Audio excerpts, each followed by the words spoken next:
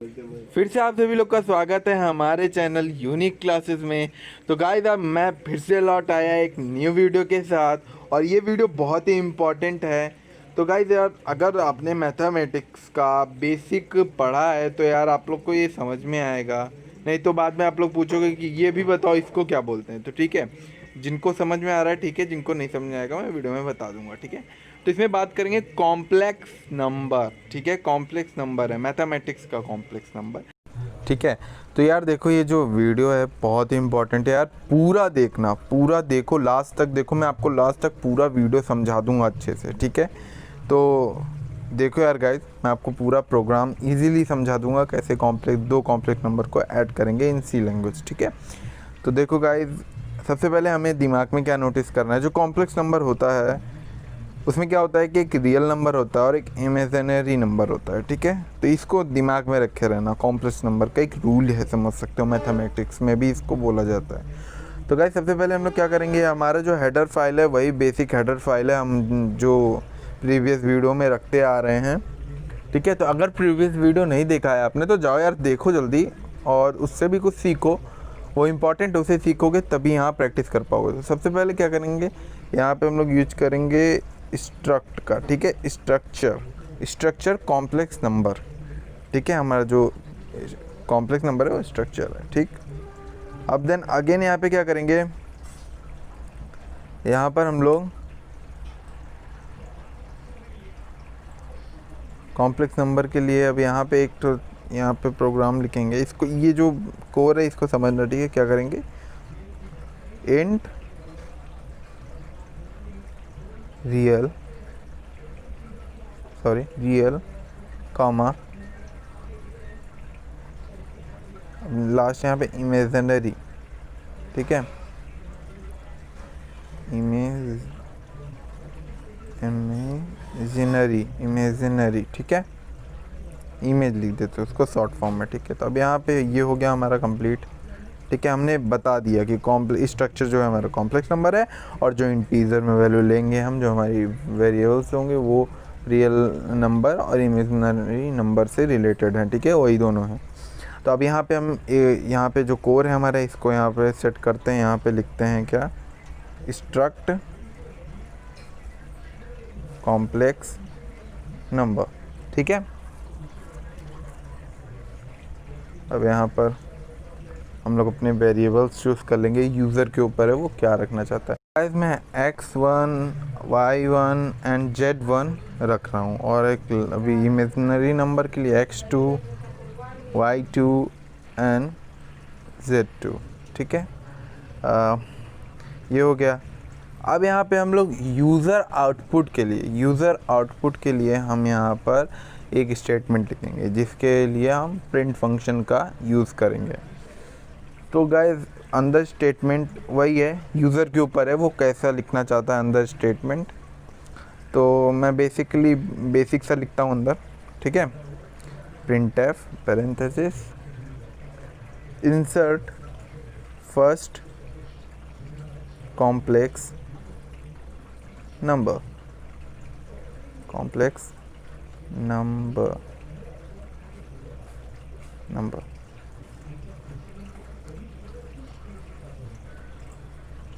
अब देखो ये हो गया कंप्लीट। रुको एक चीज़, फर्स्ट कॉम्प्लेक्स नंबर को चेंज करते हैं। रुको यहाँ पे लिखते हैं हम लोग, कॉम्प्लेक्स को हटाकर रियल नंबर करते हैं। ठीक है, रियल नंबर। और यहाँ पे हमारा ये स्टेटमेंट कंप्लीट हुआ, सेमीकोलन लगाने का। अब यहाँ पे क्या करेंगे कि यूज़र इनपुट के लिए हम लोग एक वैल्यू पुट करेंगे यहाँ पे। ठीक है, जानते हो क्या करेंगे, स्कैन एफ फंक्शन का यूज करेंगे यहाँ पे। तो अंदर लिख देंगे वैसे ही %d कॉमा एंड ऑपरेटर का यूज़ करेंगे। ठीक है, एंड ऑपरेटर x1 हो गया। ठीक है, अब कॉमा रियल, यहाँ पे रियल लिख देंगे। ठीक है, अब यहाँ पे सेमीकोलन लगा के बंद कर देंगे। अब नेक्स्ट लिखेंगे जो हमारा इमेजिनरी नंबर है उसके लिए, यहाँ पे भी यूज़र आउटपुट के लिए प्रिंटफ फंक्शन का यूज़ करूँगा और यहाँ पे फिर इंसर्ट सेकेंड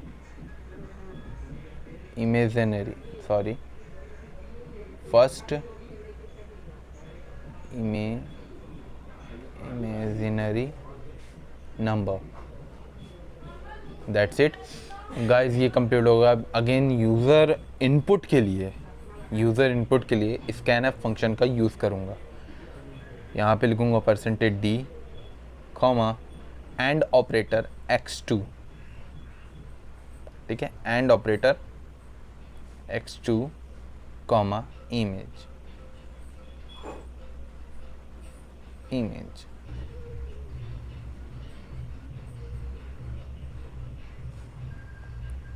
दैट्स इट। ये हमारा एक टॉपिक कंप्लीट हो गया, ठीक है, x1 और x2 का।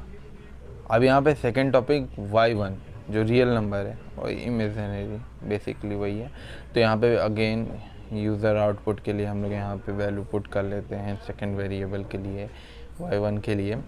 तो insert A second real number, that's it. अब यूज़र इनपुट के लिए स्कैनएफ फंक्शन का यूज़ करूँगा, %d, वही same, comma and operator,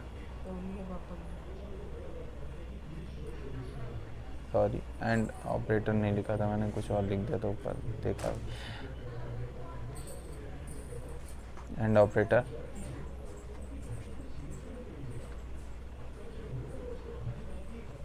okay. देखो यहाँ पे and operator y1, comma real, that's it. अब नेक्स्ट इमेजिनरी नंबर के लिए यहाँ पे लिख दूंगा, ठीक है, प्रिंटफ फंक्शन का दोबारा से यूज़ करूँगा यूज़र आउटपुट के लिए। इंसर्ट सेकंड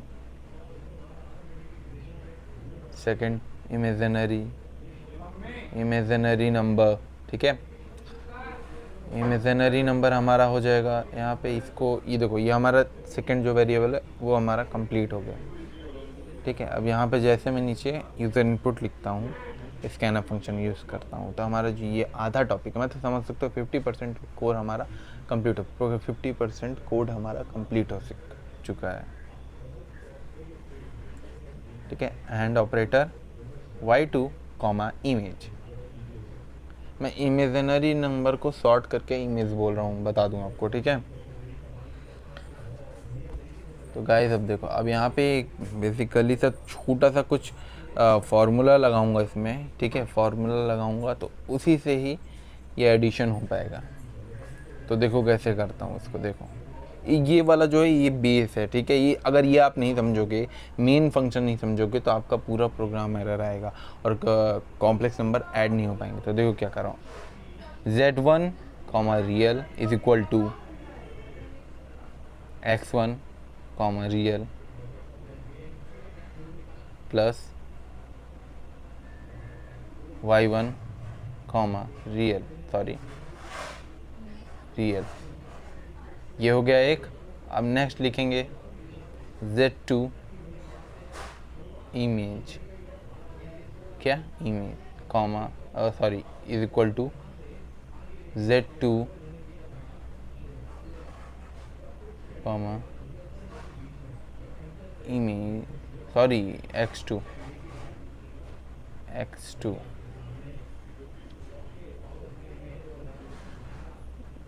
x2 कॉमा, तो देखो यहाँ पे क्या करूँगा, x2 image plus y2 image, sorry एक प्रॉब्लम हो गया, ये क्या बोलते हैं, y2, ठीक, y2 इमेज। अब गाइस देखो, हम लोग यहाँ पे सबसे मोस्ट इम्पॉर्टेंट टॉपिक जो इफ़ और एल्स स्टेटमेंट का यूज़ करेंगे, ठीक है।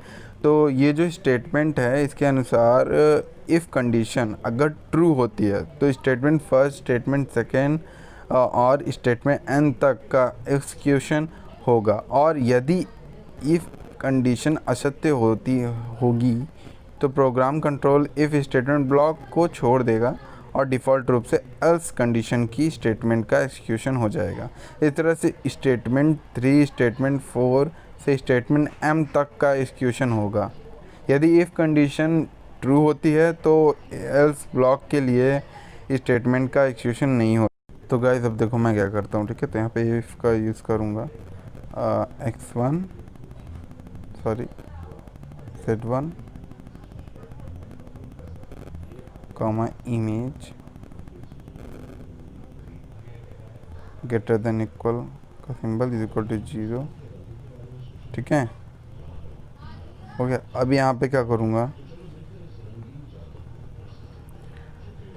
यहाँ पे प्रिंट है आउटपुट के लिए, यूज़र आउटपुट के लिए।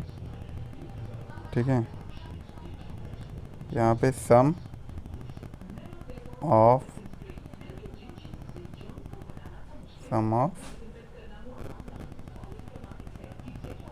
कॉम्प्लेक्स नंबर इज, यहाँ पे क्या कर दूँगा, ध्यान देखना, percentage d plus percentage D, that's it. अब देखो गाइस, अब इसमें क्या करेंगे हम लोग, देखो अब मैंने ये सब तो आपको मैंने सिखाया। ठीक है, मैंने परसेंटेज डी आई इसलिए लिखा क्योंकि डी आई जो है इमेजिनरी नंबर है, तो इस फॉर्म में ही कुछ कॉम्प्लेक्स नंबर आता है। ठीक है, तो उसमें भी हम आउटपुट जब निकालेंगे तो होगा। तो z1 comma real, z2 comma image. ठीक है, हो गया ये कंप्लीट। अब देखो, अब इसके बाद हम लोग यहाँ पे लिखेंगे एल्स स्टेटमेंट। जैसे कि मैंने बताया कि अगर वो कंडीशन फॉल्स हो जाती है तो वो कंडीशन यहाँ पर स्विच करके आ जाएगी। ठीक है, एल्स पे तो print f sum of complex number is percentage d plus sorry minus percentage d I. Skip के लिए मतलब जान रहे हो क्या, किस लिए आप लोग को नेक्स्ट वीडियो में पता होगा अगर देखा होगा आपने तो।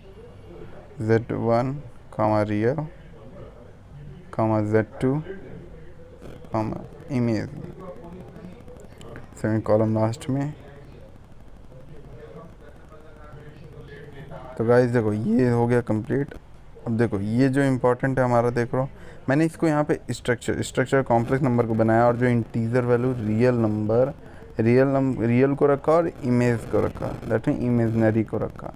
तो उसके बाद फिर मैंने नीचे स्ट्रक्ट कॉम्प्लेक्स नंबर में वेरिएबल्स ले लिए, x1 y1 z2 x2 y2 z2 ऐसे टाइप के मैंने वेरिएबल अपने मर्जी से ले लिया।